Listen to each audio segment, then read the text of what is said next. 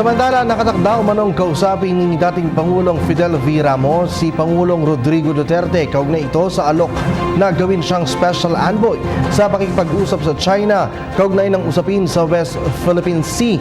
Ayon sa dating Pangulo, marami siyang dapat isaalang-alang bago tanggapin ang naturang trabaho.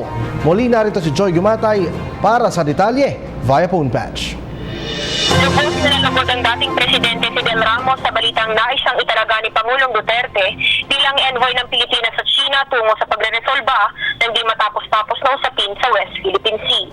Ngunit hanggang ngayon ay hindi pa rin siya sigurado kung tatanggapin ba niya o hindi ang alok na ito dahil sa lagay ng kanyang kalusugan at magiging reaksyon ng kanyang pamilya sa dagdag na responsibilidad na ito. Sa kabila nito, may plano na si Ramos kung paano niya nakikitang magiging matagumpay ang pakikipaglaban natin sa ating karapatan sa West Philippine Sea. Sa katunayan nga ay nagpa-schedule na siya ng isang courtesy call kay Pangulong Duterte para mapag-usapan nila kung paano hahawakan ang kontrobersyal na isyong ito sa pamamagitan ng mga diplomatikong paraan. Kwento ni Ramos, may posibilidad na maganap ang pag-uusap na ito sa araw ng Sabado o Linggo.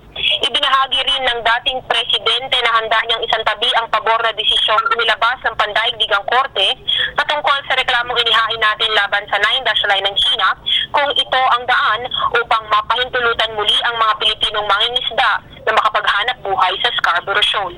Nais rin niyang may sa katuparan ang pagsasagawa ng bilateral talk kasama ang China upang tuluyang maiayos ang ating relasyon sa kanila at makamit ang pandaigdigang kapayapaan. Para sa PTV News, Joy Gumatay. Maraming salamat sa iyo, Joy.